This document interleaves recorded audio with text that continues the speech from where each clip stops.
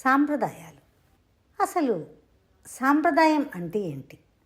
అందులో హిందువులు ఆచరించేటువంటి సాంప్రదాయాలు ఏంటి? వాటిలో ఉన్నటువంటి శాస్త్రీయత, విలువలు ఏంటి? ఈ అంశాలన్నీ ఇప్పుడు మనం తెలుసుకుందాం. హిందూ సాంప్రదాయం అంటే మన పూర్వీకులు వారి యొక్క అనుభవాలను జోడించి జ్ఞానంతో రూపొందించినటువంటి జీవన విధానాలు. ఇవి కేవలం ఆచారాలేనా? కాదంటాను.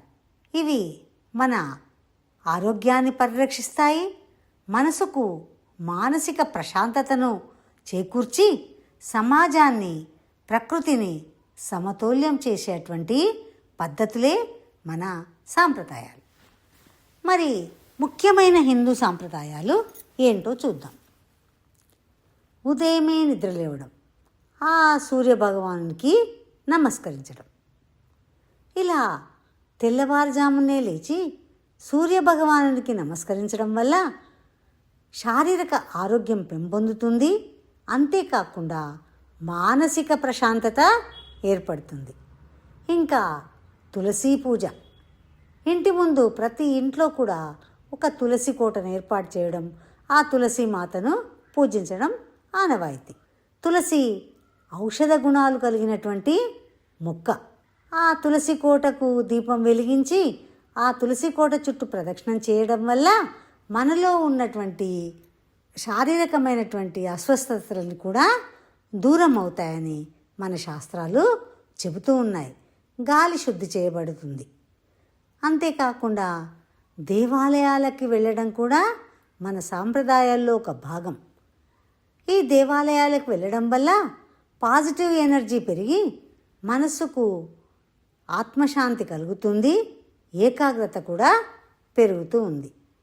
ఇంకా మనం సోమవారం అని, ఏకాదశి అని ఉపవాసాలు ఉంటూ ఉంటాం. ఇలాంటి ఉపవాసాల ద్వారా శరీర శుద్ధి కలిగి నియంత్రణ కూడా ఏర్పడుతుంది. మరి హిందూ సాంప్రదాయాల్లో ఇంకా ముఖ్యమైనది దీపారాధన. ఉదయం సాయంత్రం ప్రతి ఇంట్లో దీపాన్ని వెలిగిస్తూ ఉంటారు. దీని ద్వారా శాంతి ఏర్పడి పాజిటివ్ ఎనర్జీ వస్తుంది. మరి ఈ సాంప్రదాయాల్లో ఇంకొకటి పండగలను జరుపుకోవడం. ఈ పండగలు సంక్రాంతి, దసరా, దీపావళి, ఉగాది ఇలా అనేక పండగలను జరుపుకుంటూ ఉంటాం. ఈ పండగల ద్వారా ప్రకృతి చక్రాల గుర్తింపు మనకు తెలుస్తుంది. కుటుంబ బంధాలు, అనుబంధాలు పెరుగుతాయి. అంతేకాకుండా ఈ పండగలను జరుపుకోవడం వల్ల పెద్దలను గౌరవించడం, పిల్లలకి సంస్కారాన్ని, వినయాన్ని నేర్పించడం జరుగుతుంది. మన సాంప్రదాయాల్లో ఇంకొకటి ప్రకృతి ఆరాధన.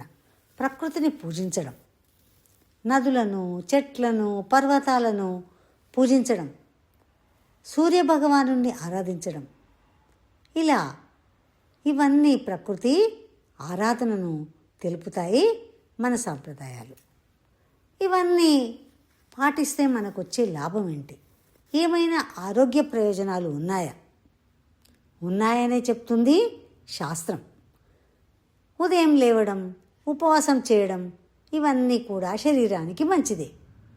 ఇంకా మానసిక ప్రశాంతతకు యోగా, ధ్యానం. దీపారాధన మనసుకు శాంతినిస్తుంది, ఒత్తిడిని తగ్గిస్తుంది.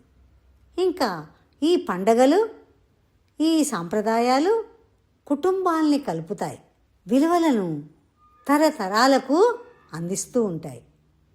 ఈ ప్రకృతిని పరిరక్షించడం ద్వారా, చెట్లు, నదుల పూజల ద్వారా పర్యావరణంపై ప్రేమ పెరుగుతుంది. చెట్లు ఇచ్చేటువంటి మంచి గాలిని తీసుకుని మానవుడు కార్బన్ డైఆక్సైడ్ని విడుదల చేస్తూ ఉంటాడు. అలా ఆరోగ్యంగా మానవుడు జీవించడానికి కావలసినటువంటి ఆక్సిజన్ను సరఫరా చేస్తాయి చెట్లు. అంతేకాకుండా తర్వాతి తరాలకు క్రమశిక్షణను, విలువలను, సమయపాలనను, నియమాలను తెలుపుతాయి మన సాంప్రదాయాలు. కానీ ఒక ముఖ్యమైన విషయం ఏంటంటే సాంప్రదాయాలను అంధవిశ్వాసంగా కాకుండా అర్థం చేసుకొని పాటించాలి. అప్పుడే మనము సుఖంగా, సంతోషంగా జీవించగలుగుతాము. అంతేకాకుండా ఈ యొక్క సాంప్రదాయాల్లో ఉన్నటువంటి విలువలను, శాస్త్రీయతను అర్థం చేసుకొని పాటిస్తే మన జీవితం ఎంతో సమతుల్యంగా, ఆనందంగా మారుతుంది. మీకు ఈ వీడియో నచ్చినట్లయితే మీ బంధుమిత్రులకు షేర్ చేయండి, లైక్ చేయండి, సబ్స్క్రైబ్ చేయండి. మీ వనజ బొలుసాని. నమస్కారం.